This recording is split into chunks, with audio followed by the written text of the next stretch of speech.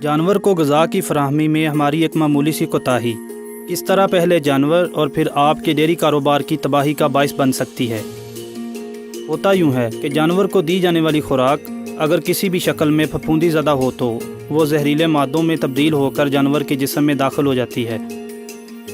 फफूंदी की शक्ल में जानवर की ग़िज़ा का हिस्सा बन जाने वाले इन्हीं जहरीले मादों को एफ्लाटॉक्सिन कहा जाता है। मैं हूँ आपका DRDF डेयरी गाइड।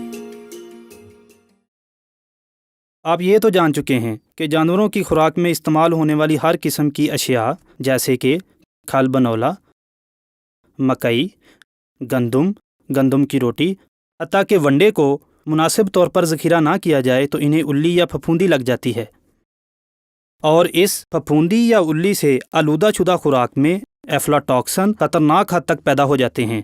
लाइल्मी में हम ये उल्ली या फफूंदी लगी खुराक जानवरों को खिला देते हैं जो कि ना सिर्फ मवेशियों की सेहत बल्कि डेयरी के कारोबार को भी बर्बाद कर देती है। आइए एक नज़र डालते हैं कि उल्ली या फफूंदी ज़दा खुराक किस तरह डेयरी फार्मर को नुकसान पहुंचाती है।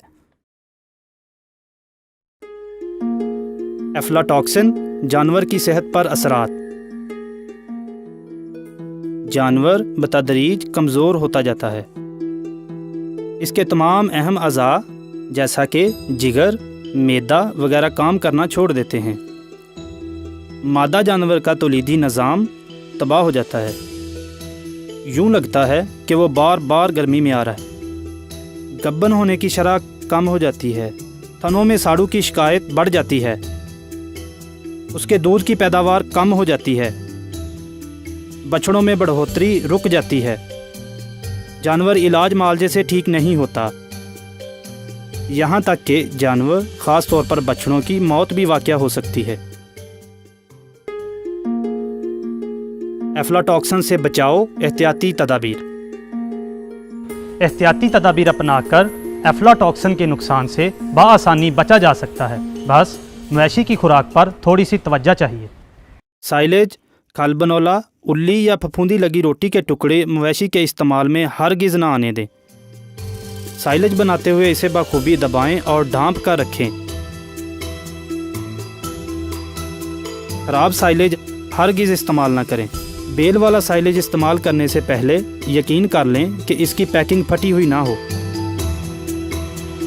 कोशिश करें कि साइलेज बेल को खोलने के बाद एक दिन के अंदर अंदर इस्तेमाल कर लें। खुराक के स्टोर की सफाई का ख़ास ध्यान रखें। चारे वाली खुरलियों की रोज़ाना सफाई करें।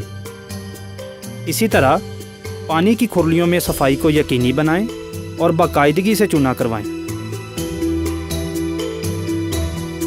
कोई भी जिन्स मसलन गंदम या मकई वगैरह जानवर को खिलाने से पहले तसल्ली कर लें कि यह एफ्लाटॉक्सिन से पाक है। माहिरीन के मुताबिक हमारे मुल्क में दस्तयाब खल बनोला में एफ्लाटॉक्सिन की शरह बहुत ज़्यादा है। चुनाचे खल बनोला के इस्तेमाल से गुरेज करें। ये ज़रूरी नहीं कि हर वंडा एफ्लाटॉक्सिन से पाक हो। एफ्लाटॉक्सिन से पाक माहिरीन के सिफारिश करदा वंडे के बहुत सारे ब्रांड्स मार्केट में दस्तयाब हैं। चुनाचे जहाँ से आप वंडा ख़रीदें इस बात को यकीनी बनाएं कि आप माहिरीन का टेस्ट शुदा एफ्लाटॉक्सिन से पाक वंडा ही ख़रीद रहे हैं। किसी भी जिन्स मसलन गंदम या मकई को पिसवाकर लंबे अरसे तक ज़ख़ीरा ना करें क्योंकि पिसवाई हुई अजनास में एफ्लाटॉक्सिन तेज़ी से हमलावर होता है। याद रखें, फफूंदी लगी किसी भी किस्म की चीज़ खाने से जानवरों की मौत वाक़या हो सकती है क्योंकि ये एक जहर है। खुराक को ज़ख़ीरा करना। खुराक या वंडे को ज़मीन की सतह से ऊपर पैलेट्स पर या सादा ईंटों पर रखे गए लकड़ी के तख्ते पर रखें। स्टोर में हवा और रोशनी का गुज़र यकीनी बनाएं। वंडे की बोरी दीवारों से फासले पर रखें। टेस्ट शुदा वंडे की एक एक्सपायरी डेट यानी मुद्दत इस्तेमाल होती है। चुनाचे वंडा अपनी ज़रूरत के मुताबिक मंगवाएं ताकि काबिले इस्तेमाल रह सके। अक्सर औक़ात ये बात भी मुशाहदे में आई है कि एक डेयरी फार्मर माहिरीन का तजवीज़ करदा वंडा तो ख़रीद लेता है लेकिन इसे नामुनासिब तरीके से स्टोर करता है जिसकी वजह से एफ्लाटॉक्सिन से पाक इस वंडे को भी उल्ली या फफूंदी लग जाती है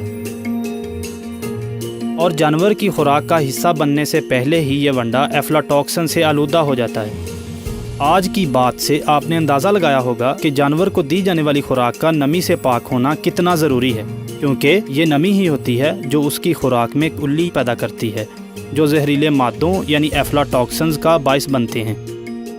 आज की तमाम गुफ्तगू का खुलासा ये है, नमी से पाक मवेशी की खुराक, क्योंकि आप मवेशी को दी जाने वाली ग़िज़ा को महफूज और मतवाज़न बनाकर ही उसकी सेहत यकीनी बना सकते हैं।